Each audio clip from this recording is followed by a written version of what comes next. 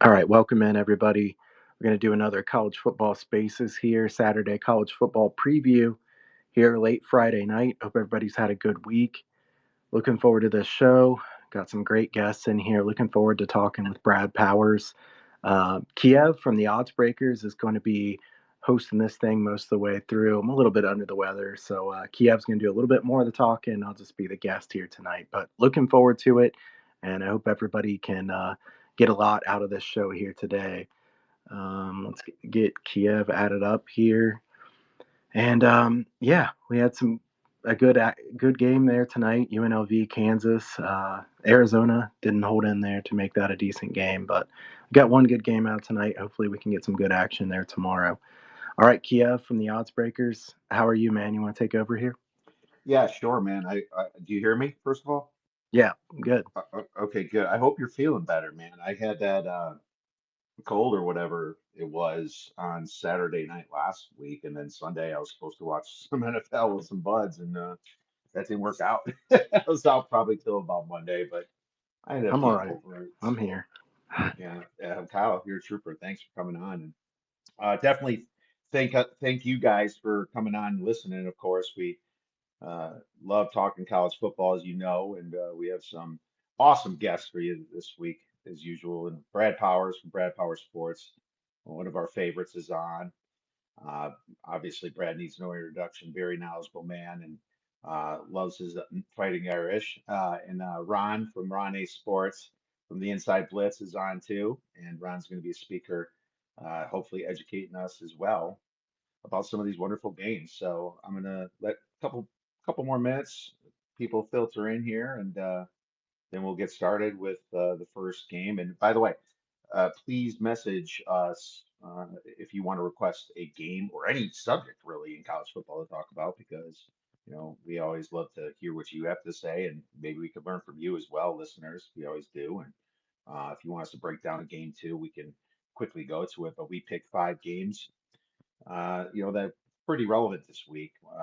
Obviously, my Badgers are playing Alabama, and that's going to be interesting to talk about. We'll talk a little Notre Dame, and Notre Dame's going to be playing Purdue. We got Washington State in the Apple Cup playing Washington, and two other games here. I got to pull them up. Kyle tweeted them at me, and I believe the other two are West Virginia Pitt and Memphis, Florida State, because we just cannot stop talking about Florida State. So let's uh, let's get started then. I think it's been enough time, and we'll talk about the first one. Let's talk Memphis, Florida State, Kyle. This is one that you selected. Maybe you might have some thoughts first to give us on the wonderful Seminoles. Yeah, let's get started here with Memphis, Florida State. I have to say, it's hard to make too much of what Memphis has done so far this year because the competition's been weak. We know how Florida State has been. Has their competition been great? I think that's kind of up for question. Boston College, we'll see. Georgia Tech's good, not great. Florida State's been horrible in so many aspects this year. Tackling grade bottom 15 in the country, 114th in offensive line yards, 124th in defensive havoc from the front seven. Really surprised they've been so bad in the trenches. No explosiveness on offense for Florida State. I have to say, they have one offensive play of 30 yards or more so far this year. That's tied with Temple. You don't want to be tied with Temple in any offensive categories. Well, you don't want to be tied with them in anything, really. But DJU is who he has been, really. He had the perfect fit at Oregon State, not the perfect fit here. Memphis, great quarterback in Hennigan. A lot of depth and talent at skill positions. I think the question mark there is their defensive line. Can they stop the run? This game has to mean a lot to Memphis. Huge name opponent still. Great opportunity for the Tigers. Where's FSU's head at right now? I thought it was really interesting when this line went to 7 and even 7.5. Now it's pretty much 6.5 across the board. At 7, I definitely lean Memphis here in this one, and that would still be my lean. I kind of think Memphis might be worth a shot here to money line stab just to some pizza money because I could see this game going a lot of different ways. No, absolutely. DJU was who we thought he was. So that's what you're trying to say, a little Denny Green action. Brad, Love that you're on the show tonight. Thank you so much for taking the time. We know how busy you are, my man. Why don't you tell us a little bit about your thoughts on this kind of a small spread from what we have looked ahead to on this Memphis and Florida State line? Yeah, in the summer, this one was available at a couple sports books, and it was above 2 touchdowns. So obviously, a clear adjustment down on the Knowles after 2 games. I mean, they were the third team since 1990 to lose outright as a double-digit favorite in their first 2 games. So uh, obviously, not the DJU is who we thought he was, but the Florida State at the line of scrimmage, O line, D line, certainly not what we expected. The O line was supposed to be the best they've had in several years there, and the defensive line. I don't think it was as good as the best in the country, like they were hyping it up just prior to the Georgia Tech game, but it was supposed to be a very good defensive front, at least at the starters. So, uh, boy, this one's tough because I mean, off a bye, you would think they have a reset, and they, they'd have to circle the wagons a little bit here. You would think to try to save face a little bit on their season. Memphis, I don't know yet. They haven't played anybody. FCS opponent and a Troy team that might be taking the biggest step back of any team in the country. So, uh, but I didn't get involved. Side or total. Yeah, I didn't find the right numbers. I know the look ahead line on this one just a little over a week ago was under 3. So I mean that was, I think people really took advantage of that. But it's one I'm going to learn a lot about Memphis. I'm going to see how much heart that Florida State has because I haven't seen anything that's making me want to run to the window to bet Florida State when you can't do the little things right. And there was nothing fluky about the two losses that they had. I mean, in fact, I would say it was fluky that the games were as close as they were. Yeah, yeah, absolutely. And it just kind of comes to the whole thing. It's like how much can you downgrade this team? How do we know? I mean, when you see what Georgia Tech did, and then they lose to Syracuse, and then I think Memphis actually looks pretty good. I mean, they kind of look what I expected to look. They took care of Troy pretty well. Ron, what about you, man? What are your thoughts on this low spread of 6.5 compared to the early look ahead before the season started? Well, hi guys. Can you hear me okay? Loud and clear. Absolutely. Loud and clear. Okay, good. This is interesting in a couple of different ways for me. It's the coach of Florida State used to coach at Memphis, Mike Norvell. So I'm sure he has other things on his mind now that he's 0-2. But before that, it was going to be an interesting matchup going against his former team. Not shocked about the run defense because Georgia Tech is a prolific running team and Boston College has really shown out under Bill O'Brien, but massively shocked that they can't themselves run the ball. My corrected numbers, after you take out sacks and everything, Florida State's just not running the ball at all. And so while I'm struggling to get the right power rating for Florida State, I'm downgraded them, of course, several points, 5 points since opener, probably should do a little bit more. I still think with the 12 days off now that maybe we have a slight overreaction here. I'm not interested in, I need to see more out of Florida State. I don't know why they're not running the ball to the level that I would have expected them to run the ball. So this is kind of the same way as a couple of others have said. I want to learn more from Florida State before I act on this game. Yeah, man. I mean, I downgraded Florida State 6 points, and I don't know if I'm right. I don't know if it's enough, and that's the thing. It's just like I have Florida State minus 7.5 in this game, and I'm not running to the window about it because I just don't know. And Memphis wants to win this game, but geez, it was a great point. Mike Norvell coached Memphis for a set number of years and did really well with them. That was a big overs team when he was coaching Memphis, and he's got to get these kids up to try to beat this lower group of 5 team. Otherwise, he's going to be looking pretty bad, And so I would expect the kids to know that. I would expect that, if we can just kind of get the cojones, this would and just erase our thoughts. Maybe this is just a great spot to bet Florida State. I can't get there, but man, if you kind of put some of the situational stuff together, you would think that this could be a time to bet them, but I am worried about DJU. I am worried about what Brad said about the trenches. I think that's all a bunch of great points, but I can't quite get that far with them. So we'll lean Florida State for my side. Let's move on to a game Kyle picked too. Pittsburgh against West Virginia. This is an interesting game. Pittsburgh kind of had that last second comeback last week. West Virginia really faltered against Penn State. But that was such a weird game too. Penn State was, they're controlling the trenches pretty well against West Virginia, but that rain delay was that like a 3 or 4 hour delay.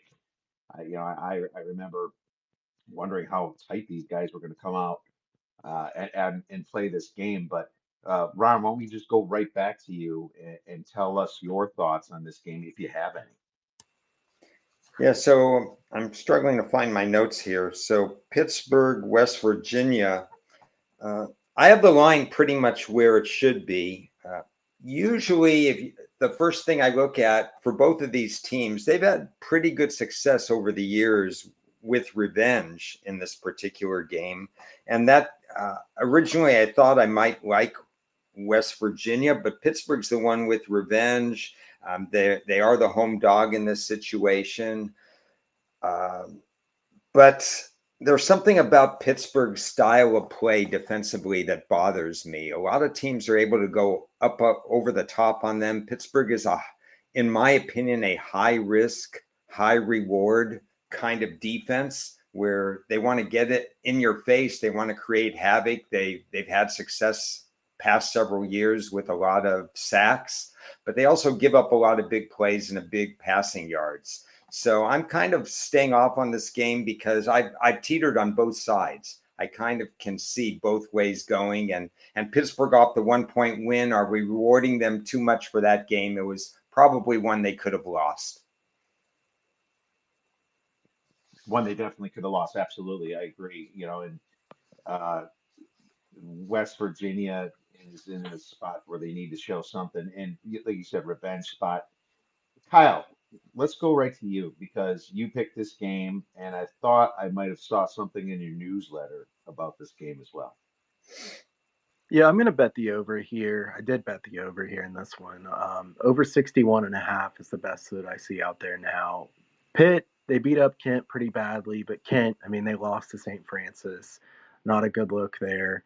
Um, Pitt put up 7.3 yards per play on Cincy last week. I don't know why Cincy stopped running the ball with Kiner because it was working so well. Kind of confusing. He ran for 7.5 yards per carry. Bad look for Cincinnati to blow that one. I think West Virginia runs for a lot of yards here in this game. I think West Virginia's offensive line is underrated. They have a good tailback tandem. And above average tempo for them at 48th.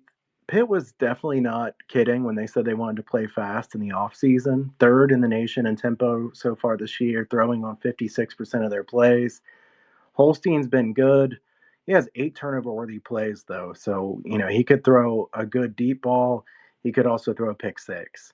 I think there's plenty of ways points could happen here. And to Ron's point, this is a defense. These are two defenses who give up a lot of big plays. Explosiveness allowed. They're 131st and 123rd in the country. So I think we should expect a lot of big plays here. Big plays, pace. I'm going to take the over in this one.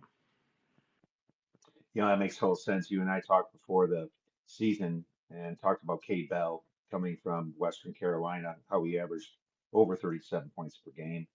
And he's paced it up, and you always wonder if Narduzzi's going to allow it. But I think he might have to with a team like West Virginia because there's going to be all offense, like you mentioned, explosive plays. That makes total sense to me. I mean, I have West Virginia -4. Did I bet it yet? No. I mean, there's a revenge spot. Am I leaning it? Yeah, maybe Brad can help me out in this one. What do you think, Brad? I wish I could, lead you in the right direction. It's a pretty fair number for me on the side. I got West Virginia as a slight favorite, not even three. So it's a no bet at the current numbers on the side. I concur with the thoughts on the over. Certainly, Pittsburgh dramatically different team than what they were the last couple of years with the tempo. It's working so far. Kudos to Narduzzi for actually going with it and allowing the new offensive coordinator to run his style of offense. And obviously, Reed's been a superstar and leads the nation in all-purpose yards, catch the ball in the backfield. Obviously, I'm not sure he's going to be a guy that's able to run it 20, 25 times a game, every game for the entirety of the season, but certainly gives them a different dynamic that they haven't had in the backfield. West Virginia has been a little bit of disappointment. I mean, starting with the Penn State game, that didn't age well with Penn State's performance the following week. And then I expected, last week West Virginia to really hammer Albany, and they struggled at points in that game with the pass defense. And I agree with Kyle. I think there's going to be plenty of explosives on both sides here. So if I had to play it now at the current numbers, certainly would lean over. Yeah. I mean, it's went up a bit, but still, is that enough points? I think this should be a very fun game. And you know, 62, that's getting up there a little bit. I mean, if you like the over, you should probably take it now. It's juiced at -112 already at DraftKings to the over at 62. But I see a little bit of pressure coming on us this West Virginia. It looks like the two could turn down to a pick 'em at some point. So maybe I'd be a little bit more interested then. I'm absolutely in no rush myself on this one. But let's talk about the big game for me. I'm an alumni from Wisconsin, and I love my Badgers, but they have not showed well this year. Uh, Kind of embarrassing performance against Western Michigan. They could have lost that game if it wasn't for that punt fumble. And then Ohio State takes care of Western Michigan very easily the next week. Wisconsin has trouble with South Dakota, which, they rank 104th on Sager, and it's not like they're that bad, but still, Wisconsin, after that performance, should have took a much bigger lead in that game, and that shouldn't have been so close either. But here you go. Then you got Bama as a double-digit road favorite. I watched that Bama South Florida game last week, and I'm not gonna lie, this is the same Jalen Milroe that I've seen all year long. Last year, he's kind of he falters a little bit in big situations. He's big, athletic, but he doesn't seem to show up a lot till the fourth quarter, and he just seems to be able to throw the deep ball. And if you play too high shell on him, maybe you can snag a pick or so against him. South Florida had them on the ropes for over 3 quarters. That was a misleading score at the end there. South Florida kind of just gave it away. So it's like you look at the score, but I don't think people adjusted the power rating quite right on this. It's funny. Wisconsin is a much better dog. They are not as good as they used to be in the trenches, but they do have a couple running backs there. I think Walker might not play, but Chez Malushi should be playing. A couple of the other guys, Acker should be playing. They still got their stud receiver in Pauling. He hasn't done anything yet because he's had Tyler Van Dyke, but this would be the spot that Wisconsin should be able to try to show up, and it's a much different role now. The question is, was Bama's performance against Western Kentucky just how good they can be? Yes, but it's on the road. A couple stats on the road. Bama since 2021. I think this might be as a double-digit favorite. I think I got this from Gary Seegers actually. 4-8 is a double-digit road favorite since 2021. That is not good. I mean, since Mac Jones, really. It's Milroe can look pretty bad for a while. Bama's always got a lot of turnover on this team. They have a new coach now in Kalen DeBoer. I don't have the spread this high. I did bet Wisconsin. It might get to 17. I took 16.5. I'm sticking with it. Careful, I'm warning you right now. Is this a homer play? I don't know. But my power ratings do not have it this high. I still think Bama wins from 10 to 13 points, but I am not at 16.5. Ron, why don't you tell me where I'm wrong on this one? Kiev, I hope you're not wrong in this one because my power ratings don't get my power ratings don't get to 14, much less 16.5. So are we? I could be a little bit low on Alabama. I mean, they've shown a lot of good things. And one of the running backs, I think you mentioned Malusi, he's off to a little bit of a slow start, but they have one or two others that could do some damage. I think I'm hoping Wisconsin isn't as bad as we've seen because their first game against Western Michigan was lined at 6.5 wins to start the season. So they're not at, one of the bottom of the mill MAC teams. And South Dakota, I know they're lower level, but they were 10-3 a year ago. So they're not going against the complete bottom feeders. And I think Wisconsin didn't show anything spectacular, but they didn't show anything terrible as well. I think they're undervalued in this particular game. And I know I've been there as well. 11 o'clock cap Camp Randall starts are very interesting for the fan base there, and it really is a home field advantage that I'd like to give an extra half a point or a point, all things considered. I think Wisconsin shows up to this game, and I also have Wisconsin in this game. Okay. All right. Well, I have some support here. Now, am I going to be defeated tomorrow? I don't know. I kind of wish it was a night game, thrown in that situation. That'd be a little bit funner for Old Badger faithful now that they're selling beer in the stands, though. I can just imagine the shit show that would be out by Camp Randall. But hey, we have another guest, the guy I just mentioned, Gary Seegers. Gary, you're not an Alabama fan, are you? Why don't you come on and tell us how this game's going to play out? Well, yes, I am an Alabama fan. However, that does not impact whether or not I would be betting on this game or not, right? So, if you look at what happened in that ball game last week, the Alabama offensive line was completely different from what you would expect to see going into this game. In this game, you're going to have Proctor back at one of the tackles. You're going to have Pritchett back at one of the tackles. The fourth quarter, when Alabama actually started moving the football and had the explosive plays, etc., they brought Pritchett back into the game. They were trying their best to not play him because he was dealing with a minor injury. But once he came in, I mean, you saw in the fourth quarter, it was a 28-3 quarter. Um, the question here is whether or not Alabama wants to show that offensive line to Georgia because they got Georgia in 2 weeks. So if Bama thinks that they can win the game without playing both Pritchett and Proctor, then I think they would try to do that. In which case, yeah, I would side with the Wisconsin side. But it all depends on whether or not they end up playing both of those tackles. Everything today from Nick Kelly and all the Alabama reporters, et cetera, is they're all reporting that Proctor is going to play. They said earlier in the week that Pritchett's going to play, but again, do you want to show anything to Georgia? And so, we'll see exactly what it looks like. But I mean, this is one that I would stay away from because all the success rate and explosive meter and all that kind of mess. I mean, it heavily leans Bama, but also like fickle teams have routinely played to level of competition. So this is one I would stay away from. Um, I would have zero lean. My numbers say Bama, but I ain't touching this one. Yeah, you do mention explosive plays. Wisconsin's defense also doesn't really look, where it's been. And Jack Chaney suspended for the first half, one of their starting linebackers, because of a targeting hit. So he's missing the first half of this game. Now, Bama, I'm hoping they start slow because of that. But that's the situation too. And they do have some running backs in Wisconsin. Like I mentioned, Tyree Walker's questionable, but they have this kid named Cade Yakimelli who's actually running the ball really well. So I'm not too worried about it. Jackson Acker is more of a statue, in my opinion. I hope I don't see a lot of Jackson Acker. But Brad, how about you? How's your power ratings looking on this game? What are your concerns for either side?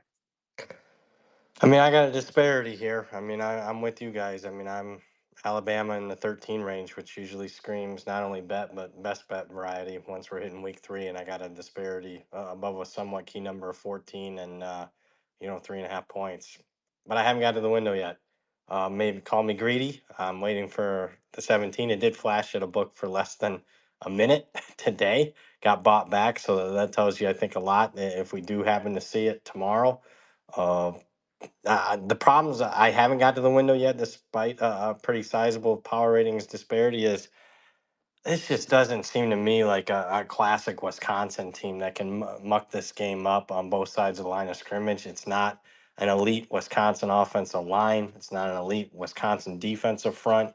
And I know you like the running backs, but I still don't see a Monty Ball, a James White, a Melvin Gordon, a Jonathan Taylor, a Braylon Allen type. Just a guy that can hit some explosives in the run game. I also don't think Tyler Van Dyke looks 100% healthy to me. So that hurts in that regard. I think Alabama struggling so much last week probably hurts Wisconsin here that Alabama will probably be a little bit more focused in this one, especially with a bye on deck prior to the Georgia game in a couple weeks. I just game script, I could see it being really tight, and then Alabama hit a couple explosives late, whether it's Jam Miller, Ryan Williams, Milrow scrambling around. Uh, I need a 17 to bet it, but right now I'm just in a holding pattern. If this was most Wisconsin teams for the last 30 years, It would be best bet variety. I mean, because I would be pretty confident that they could hold up at the point of attack. That it's very true. Yeah, and that's what Bama does sometimes. Just waits to the end, just puts it on you. Uh, Definitely a worry, obviously, if you're a Badge fan. But and Bama's got the athletes, that's true. And if what Gary says about them holding out place for Georgia, a team they play every single year, although it is a new coach, I think that's a mistake. I don't think you should ever do that in such an atmosphere like Camp Randall. So that would be bad for Alabama, in my opinion. Kyle, what about you? What do you have for this game? So, I mean, I think Wisconsin's offense being 100th in the nation in yards per play so far, based on the competition they've gone against, it's definitely a really bad look. Van Dyke hasn't necessarily been awful, but he certainly hasn't been good considering the competition. And the fact that they only have 5 plays of 20 yards or more in 2 games against that competition, I mean, they're just not explosive. They no longer have the elite run game.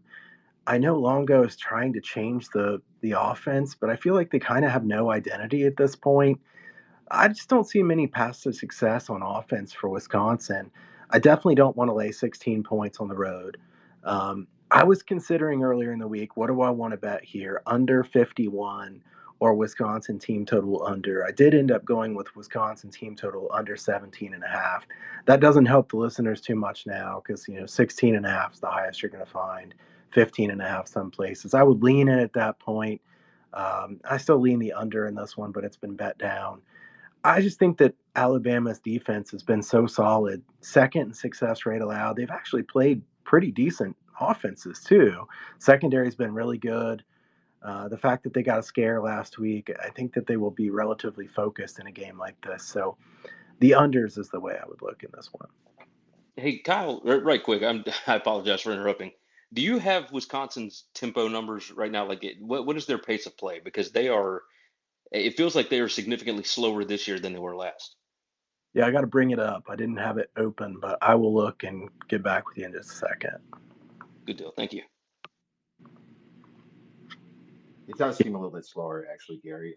I think just kind of the rock fights they were in, the offense wasn't working with Tyler Van Dyke. We've hired Phil Longo for big situations, and with that, spread type offense, combination.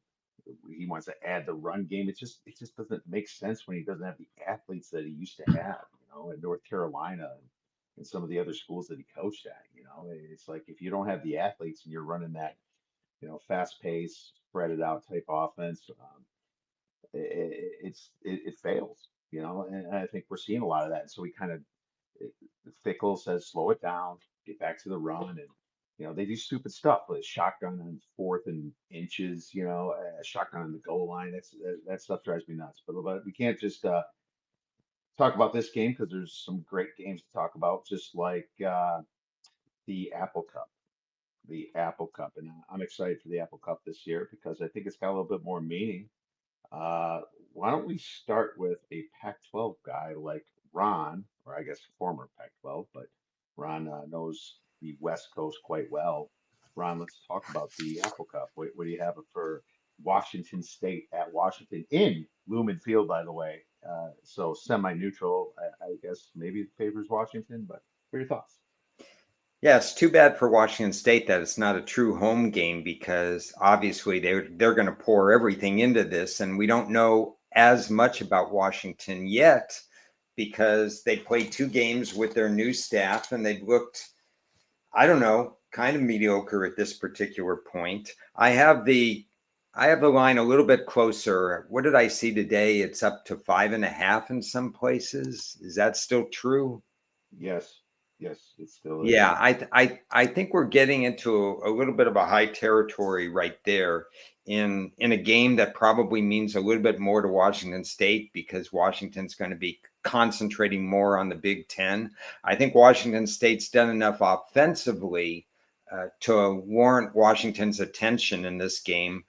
The big question is, what does Washington State bring to the table defensively? And that's where maybe Washington can expose them a little bit. But I'm not playing this game. I'm rooting for Washington State with my heart as part of the Pac-2, and I would lean in their direction. Oh, one more thing I'd like to mention, since Gary's here. Never met him, never talked to him in person, but I know through Kyle the last 2-3 years that I've known Kyle, you guys do a great college football show, and so nice to meet you in this space, Gary. It's a pleasure to meet you as well, sir. Well, why don't we just carry on right to Gary on this one then? And I also do enjoy listening to Gary and Kyle and all all the guys over at Bet US. What do you think about this one, Gary? I actually went Washington State on this one, and motivation is a part of it. But when you start diving into numbers, uh, and I pulled up my sheet here just to double check things. Um, you start looking at Washington State's rushing offense, and they are, I mean, they're pretty good. Number 11 in PPA per rush. They are number 54 in rushing success rate. Washington's defense is number 81 and number 78 in both of those. But the biggest thing for me is the fact that I think Washington State's offensive line can get a push on that Washington defensive line, right? So number 51 in offensive line yards for Washington State, number 114 for Washington's defense. It, and yes, it's only a couple of, we've only got two data points, right? So there's not a whole lot. The Washington offense certainly has a lot of advantage on that side of the ball. Uh, but I think, 4.5, and now it's at the 5.5. It went the opposite direction on me. Uh, I just feel like this one's going to be super tight. Washington State has played these guys really, really tough the past, two of the last 3 years. And I like Jake Dickert. So when it comes to the coaching matchup, there's continuity there. I remember how pissed off Dickert was in the offseason, talking about all the Pac-12 stuff and whatnot, how they got left behind. I think they are going to be really, really fired up for this one, and I like the new quarterback, so I would lean Washington State here, but this is not a huge play for me, but I think that motivation wise, this is a good spot for them. Brad, have you adjusted your power ratings much after watching these two teams play? Because I couldn't really get a lot out of a decision if the strength of schedule really meant any change for me. What about you? So my model is a little bit different. As far as power rating, I've got Washington number 23, and I've got Washington State number 49. But I do mix that in with a stats model and try and come up with a number here, which my number is closer to a pick 'em than it is actually having Washington favored by. Let's see, just pure power rating. I've got Washington by just a touch over 5 points. So Not about.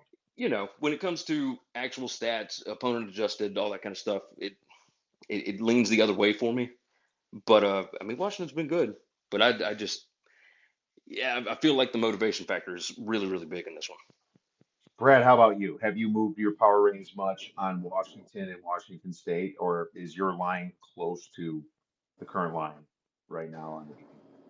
Right now, I mean, pure power rating has it 6, so I agree with the line movement throughout the week. I think it's tough because neither one's played, overwhelming competition. Washington State obviously has the best opponent. I mean, Texas Tech, but Texas Tech could be significantly worse than what we expected. A Texas Tech team that almost lost as a 32-point favorite in the opener to an FCS school. So, and also banged up, and also in the game, Washington State.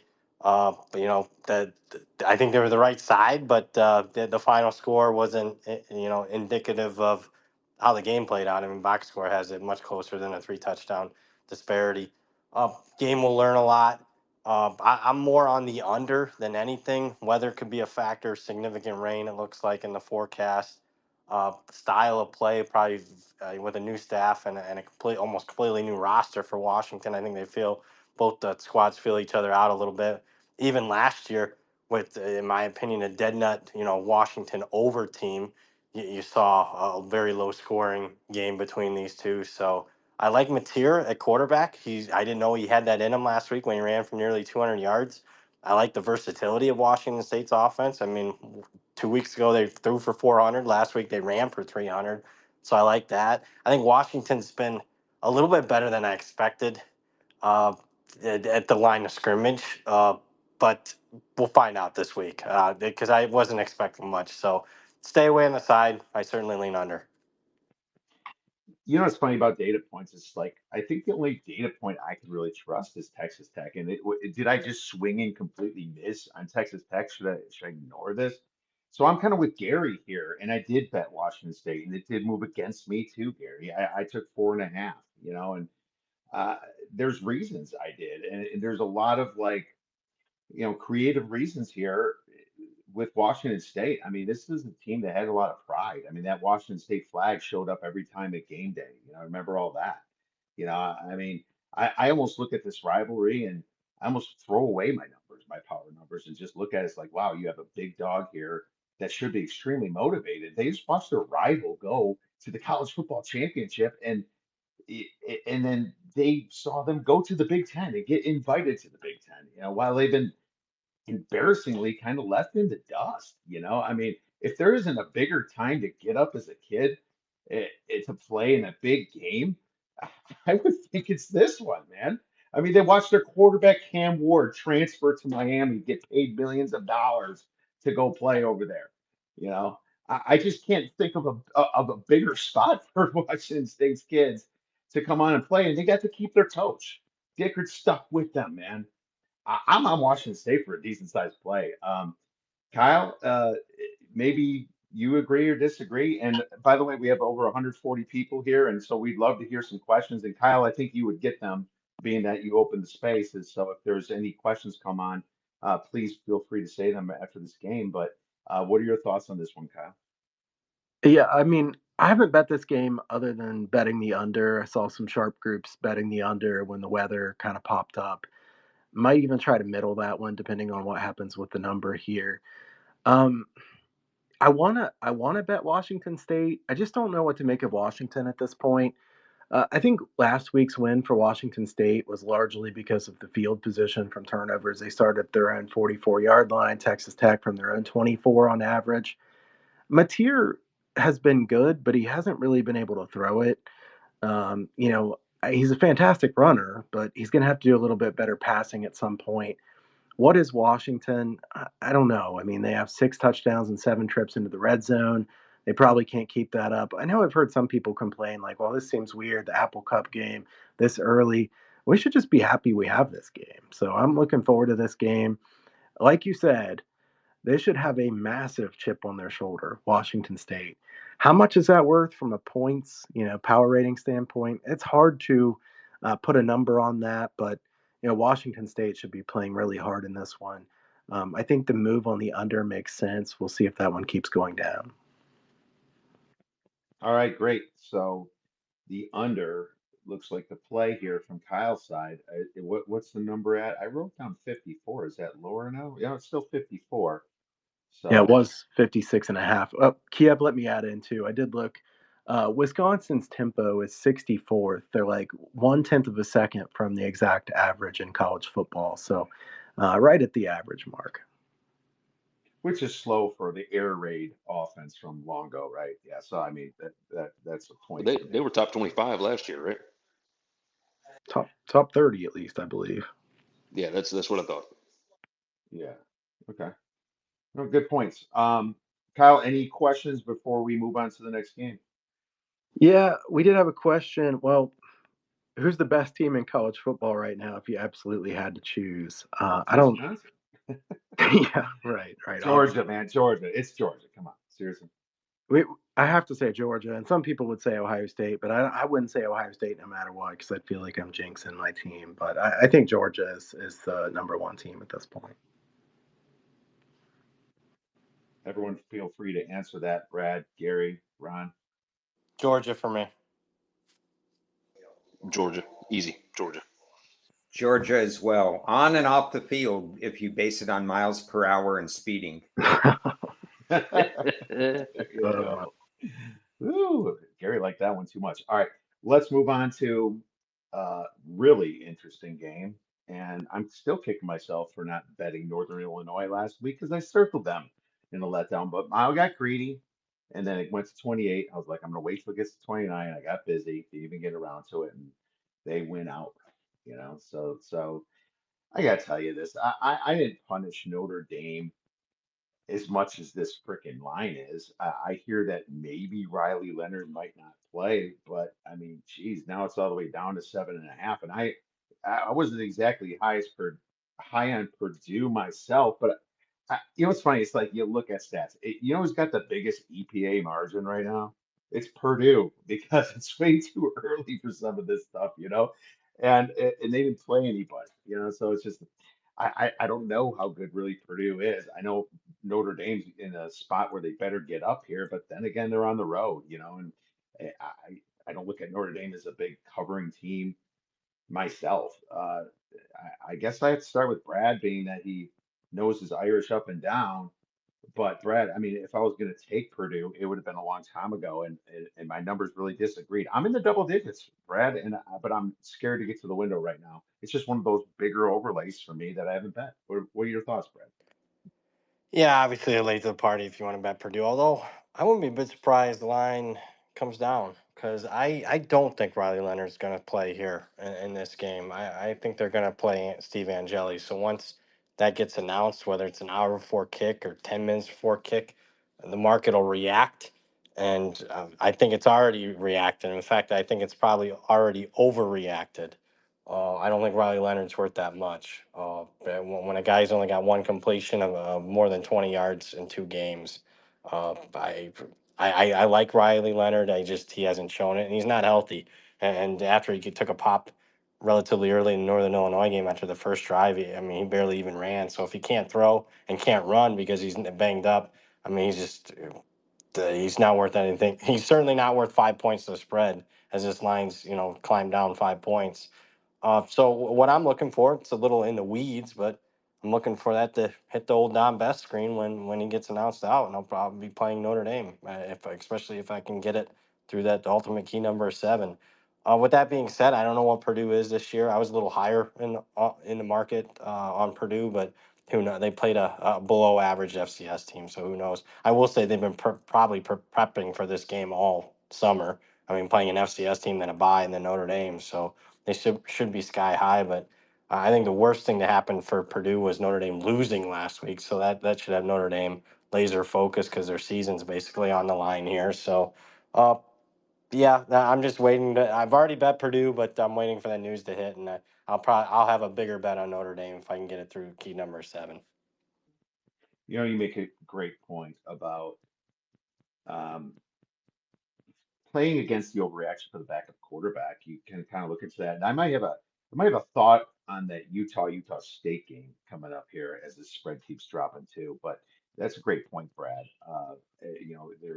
Sometimes the market just overreacts to one thing, and it's just such a big spot. And it's not like Riley Leonard's been lighting it up anyway. So great stuff. What about you, Kyle, on this game? Do you have anything on the side or the total for Notre Dame, Purdue? Yeah, I mean, I was going to say there's just no way you can get a power ratings number to 7.5. I mean, I don't think that it could be justified in this. Purdue, we don't know what they're going to be. This is a team. I like Ryan Walters. This is a big turnaround project, though. They lost a lot of their best players. Those guys were kind of picked off their team in the portal. I know they have a past history of pulling upsets. I don't really know if that matters too much in a game like this. Some people put too much into that. I think it's a completely different team. A lot of those Purdue teams were better than this. I do think Hudson Card is pretty good. I think Notre Dame's defensive line shuts down the run here. Can Purdue beat them through the air? I mean, I have to lean Notre Dame at this number. And if this one goes through 7 with the news coming out, I'll have to bet Notre Dame, even if I don't really want to. It's just somebody's betting Purdue like it's free money or something, and we don't even really know what they are. So Notre Dame, I think they're a lot better than what people just saw last week, and you would think they would come in here with some attitude. So I would agree with what Brad said there on Notre Dame. Okay. It looks like Gary had a drop. How about you, Ron? Uh, any thoughts on this game? Do you also have a pretty big overlay like myself and Kyle and Brad's situation where he's waiting on firing on Notre Dame? Yeah, same thing. You guys hit it exactly. We've seen this overreact a little bit. We don't know much at all about Purdue right now. We know it's year 2 of the staff, promising staff. We know, like Brad said, they have really probably prepped for Notre Dame all off season and even through the first week. And then that rare early, you play one game and then you're already resting with a bye. So all that helps. Riley Leonard, yeah, he was 38 completions for 321 yards is what I'd seen. This used to be a rivalry game back when I was much younger. Purdue used to play Notre Dame a lot. Used to have some good matchups in the old days. So maybe they're reviving that for a little bit. I think it's just too late to bet this game if you liked Purdue. And I don't even know what you're getting out of Purdue. And I kind of agree that with Notre Dame losing last week, they pretty much have to run the table now to get into the playoff picture, because that's a bad loss to, when you're favored by 28 at home. So I think Notre Dame's attention is all going to be on this game. Purdue's attention is all going to be on this game. I just don't think there's any value left for me to even think about it. Yeah, I mean, if you were going to bet Purdue, yeah, that boat completely sailed by. So you definitely are looking Notre Dame here in this situation. Now, we had a question about Kyle just texted me Boston College against Missouri. And Kyle, maybe you could let us know who asked that question. This is a great game. I actually have something on this game. Kyle, I'm curious what your thoughts on the total. So why don't you let us know who asked that question and tell us your thoughts on it. Yeah, Mike D asked that question.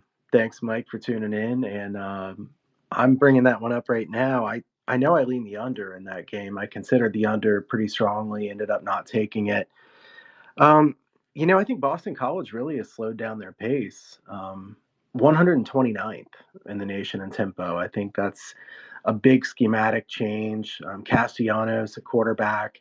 I think they might be trying to rein him in a little bit. He's definitely a good quarterback, but he makes some big mistakes at times. I'm looking forward to seeing what they can do offensively, though, against a Missouri defense that is clearly very good. They haven't really faced anybody too much yet. Boston College's defense has looked good thus far. They shut down Florida State. What does that mean? We'll see. I just think that this total is a little bit too high. I think it's been adjusted down a little bit here in the marketplace, which makes sense to me. As far as the side, I could only lean Boston College plus the points. I think the under and the underdog are somewhat correlated in a game like this, but I haven't bet it, but those are my leans in this game. All right, Brad, what about you? Have you looked at Boston College, Missouri this week?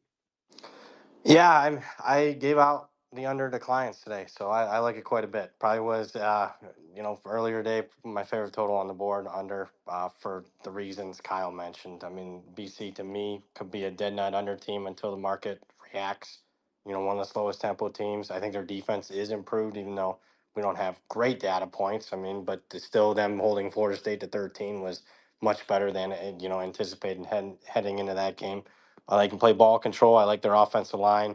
But on the other side, Missouri's defense, I mean, you can only control who you play, control who you play, how you play once the schedule's set. And, I mean, they haven't given up a point yet so far on defense, even though it's a couple of tomato cans. But offense, they're a little banged up. I mean, I know Luther Burden, another wide receiver, going to play, but maybe they're not 100%. Brady Cook hasn't been in midseason form yet. Still, to me, seems like the run game is missing, Cody Schrader type. So, yeah, under earlier today was my favorite play. And Ron, what about you? Was your numbers agreeing with this 14.5 point line or anything on the total? Yeah, the line's pretty close. I sure wish I paid a little bit more attention to totals. I'm mostly a straight player, especially in the college ranks, because you guys made some great points. I'm just looking over the numbers, and Missouri's running backs, they're down a notch this year, and they played a 2-9 team and a Buffalo team that has a new coach. So you'd think just off osmosis or something that they would have been a little bit more flashy, even though they didn't need to show much of anything. And Burden's off to a slow start, yeah. So he needs to get healthy because he's a first-round NFL target. I'm impressed with what Bill O'Brien's done on both sides of the line of scrimmage in the trenches, stopping Florida State cold in the run, and also running up, what do they have, over 5 yards per carry in their 2 games. So impressed with Bill O'Brien. Probably that under is a real good look. I agree. Okay. So, I mean, my power rankings has Missouri as a bigger favorite here, though. It's at 17.5. So, that's the side I was kind of looking at. I mean, even though I think they were kind of overachieved last year, can I really believe that Boston College is that good because they beat a Florida State team? I don't know. The data points on Florida State's been terrible so far. I don't know. Could Bill O'Brien change them that quick? Maybe so, but I'm probably gonna have to play the favorite here. I'm hoping it gets down to 14, actually. It's just my numbers have that high, and it's an SEC team that's wants to compete. And if you're right about the defense, then this could be a blowout. But at the same time, I feel like a total a-hole here, but I actually lean to the over in this game because I think Missouri can put up a ton of points against this team. And I almost feel like Bill Bryan being more of an offensive focus, maybe yeah, he can get some points out of his kids just like he did get a 28 against Florida State. Now, Castellanos has been obviously good so far, 73% throw in, 6 touchdowns, no interceptions. So maybe this does get to the over. So, I hate going against you guys, of course, but I'm going to lean to the over on that one. We have another request here for North Texas against Texas Tech for the side in the total. Um, Kyle, who asked that? And do you have any thoughts on it? Yeah, Eric Nell asked about that one. I have a hard time with this one. We don't know if Taj Brooks is going to play. I think he's a pretty big deal to the offense. Baron Morton is, I feel like sometimes he's just a walking turnover, and other times he looks pretty good. I mean, you would guess that it'll look pretty good against North Texas because, that defense is that bad. I definitely lean to the over here in this one, but I have been burned several times before by Texas Tech, moving the ball up and down the field and not being able to punch it in because they're turning it over in the red zone. My numbers are just a little bit higher than this, but the helmet communications, there's unders have been coming in pretty high amount so far this year. It's tough for me to take over 69 or 69 and a half. So I would lean that, but I don't think I'm going to bet it. As far as the side, I really don't have anything here. I think 10 is a fair number. Like I said, I think Taj Brooks is a really pretty key to this because they need to have that balance. Gotcha. I have it 12.25, so I'm still kind of in no man's land between the 10.5 and the 12.5. If there's two teams that I really didn't research as much as I probably should have, it is probably these two teams here. Texas Tech losing outright was extremely ugly. You would think they'd be in a big spot, but like you said, with the quarterback situation and all the questions there, you just don't know what you're going to get. I expected North Texas to be a halfway decent team as well. They've won both their games, but South Alabama was supposed to be down this year. They lost everybody. I can't give them too much credit for beating that. And then only 15 points against Stephen F. Austin. Now Stephen F. Austin's a decent FCS program, but I don't know if that's right. Brad, is that how much they should have beaten by according to power ratings for Stephen F. Austin? I don't do the FCS myself, Brad. No, they came up short. They were laying about 24 in that game. There was yards. I bet both teams over their games last week. Lost both. Yards were there both games. Just efficiency and obviously scoring wasn't there. So, uh, I concur with Kyle that I want to bet the over, but I after losing both teams over last week, it's a pass for me. And then on the side, I made 11.7. So, very important game for North Texas. The opportunity for them to get a win over obviously a Big 12 team, but also a very important game for Texas Tech. I mean, their season's on the ropes right now. Their schedule is pretty light at the start, but then it gets a lot tougher here at the end. And I mean, if they don't win this game, I mean, you could be staring at like a 3-9, 4-8 type of season. Yeah, it's pretty dangerous waters right now for Texas Tech. I think I would trade. I had the bottom four is like the Houston, Cincinnati, Arizona State, and BYU, but maybe I should trade ASU for Texas Tech, in the Big 12 bottom four is kind of what I might be thinking here. And ASU, holy cow, they've been pretty fantastic this year. Ron, how about you? What do you have on Texas Tech against North Texas? So when I first saw this matchup, after just saying that I really don't concentrate on the totals, I said, "Oh my goodness, these teams are playing each other. This is going to be 80 points." So my first inclination was, especially with Texas Tech now, I mean, you're talking about a mediocre team that's just trying to get to 6 wins, and they go to overtime against Abilene Christian, and then they don't get it done against Washington State. So they better come to play in this game, and they better finish drives because you can't afford to lose this game and try to get to the mediocre 6 wins just to go to a minor bowl. I still think I have a strong lean to the over in this game, but no opinion on the straight action.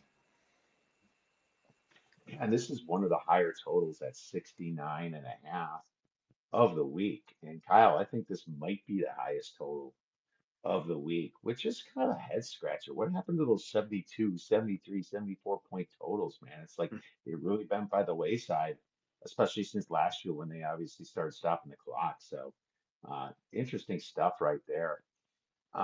Great breakdowns, guys. Now we just got to move into our segment where we pick a dog that's most likely to win outright. The rule's got to be, it's got to be 3.5 or plus 135, which is around that number, obviously, in most of the books. We're not going to police it too hard, obviously, but yeah, this is a fun little exercise that we like to do. And Kyle and I have actually been pretty successful uh, picking these, and our guests have too on this spaces and a lot of times that we've done this. So, Kyle, are you ready? Do you have one for us? A most likely dog. And I should ask you first because I keep stealing yours. So you should go first, and maybe you'll steal one of mine. Yeah, I mean, I will say I don't love a lot of underdogs this week, so this is not one of my favorite plays that I've given out here, but I'm going to take Rice against Houston. Houston put in that big effort last week. We saw what Houston was, though, in the first game as well against UNLV. Now, I know UNLV is a solid team, but I think Rice looked so bad against Sam Houston. They kind of had a virtual bye week last week. Houston plays that big game. We know Rice and Houston is, a rivalry of sorts. I think Rice has a fighting chance in that one, so I'm going to take Rice. Rice, Rice, baby. I like it. +4 right now, plus 154 on DK. Ron, have you thought about this and found a dog +3.5 or better to win outright for the weekend? Well, I've thought about it for the last 2 minutes since I didn't know about this exercise. So I could go with the Floridas of the world, but why not go out on a limb? I'm not completely sold on BYU, and I know Wyoming's laid an egg a lot, but I just don't trust BYU as a road favorite. If the game stiffens up and we find out that BYU's offense isn't clicking on all cylinders, why can't Wyoming make this a one-score game and pull it out? So just out of the blue, give me Wyoming as a double-digit dog that could win. Oh man, I love it. And I wish I should have texted you this. I thought that would have been covered, but sorry about that. No, that's great. I would kind of circle Wyoming as a possible bet this week as well. And why not? Why not go for the upset? I can see some variance in this game for sure. I'm disappointed you didn't pick the Civil War though, Ron. I thought this was a perfect opportunity to stick it to Oregon one more time. Plus, what, 600? Well, Kyle and Kiev, you told me this is a show rated G or PG, and any comments on that game would be rated R probably. So I'm going to pass on that. Oh, Ron, the alumni. Hey, man, I want Oregon State to win outright. I'm not sure about it, but I mean, I think anything could happen in both that Washington State and Oregon State game, man. And Oregon has not looked the part. I think this 17, it's just, I think that's getting too large. Brad, what about you, man? Have you thought about this and found a dog most likely win outright? Uh, I'm gonna take an easy answer. So UCLA plus 3.5 against Indiana. I know it's 3.25, but there's 3.5s out there. I have UCLA favored in my power ratings, so I'm not buying Indiana yet. I mean, they beat FIU, a bottom 10 FBS team, and a really bad FCS team in Western Illinois that's lost 26 straight games. UCLA looked terrific, or horrific, not terrific, against Hawaii, to say the least. But kudos, they rallied. They had a bye week to reset a little bit. I just pure power ratings from UCLA. If you wanted bigger ones, I'll give you a couple of stunners that I would not be totally shocked. Please. Connecticut over Duke and Central Michigan over Illinois. So a 16 and a 21. Like it. I love it, dude, because I wasn't gonna say this one, but I was gonna say, what about Brett Bielema thinking how hot he is all week after beating Kansas? We just saw Kansas play this game and have Central Michigan come in at what plus 900 or something to win this. I think their quarterback is still on the shelf and hasn't played yet this year. So they're still playing their backups, and I know their backups threw like 5 picks last week and lost to FIU. But this is like where college football really just kicks people in the ass. It would not shock me at all for the Chippewas to go into Illinois against Bielema and beat him, man. So I love that. You know, I'm probably just gonna have to do that one, but I am copping out myself because I'm taking Florida, just like Ron said. You know, I mean, Texas A&M might not even have Wigman this game. You know, he's questionable. And Florida's going to have both their quarterbacks. Graham Mertz is going to be there. You know, they were embarrassed against Miami. They did obviously whip Sanford. Not too many people probably watched that game, but there's nothing from Texas A&M that tells me that they should be a favorite over 3 points against Florida. And it's a swamp. It's going to be a lot harder this week, in my opinion. I don't see how Texas A&M's going to put up a lot of points. Really, I know Florida's defense ain't that good, but Texas A&M offense is putrid. I'd like to coach Elko, but I think it's going to take time for him to get that team together. So I'll go with Florida at the plus 140 or whatever it is. So those are my thoughts. Kyle, any last thoughts on this week in college football, and where could our wonderful listeners get your great information? Yeah, Kiev, I'm going to go way off the beaten path just to give one more bet out here. Um, Arkansas first quarter team total over 8.5 UAB. Like, I feel like this is just perfectly on brand for me to go way off the beaten path. If you don't have first quarter team totals, I do like Arkansas first half team total over as well. I think UAB is in some major trouble. Arkansas's offense looking a lot better. So I want to give that one out as well. But um, yeah, you can get everything of mine at huntersportspicks.com. You can sign up for the free picks newsletter. Nice 17-5 run in college football, so hopefully we can have another good day tomorrow. And I want to say thanks again to Ron for being on the show, and Brad, thanks for taking time out. It's been great to have you on the show. I really respect your work, and it's been great to chat with you again for the first time here on the show. Thanks for having me, guys. Really appreciate it. Absolutely, Brad. And and you already gave out a few plays, but where could our listeners get your great information as well? Yeah, you can follow me on Twitter and X, Brad Power 7. You like what you see there, or you don't, you can head on over to the website, bradpowersports.com. Yeah, check out Brad at Brad Power Sports. Thanks again, Brad, for coming on. Love it.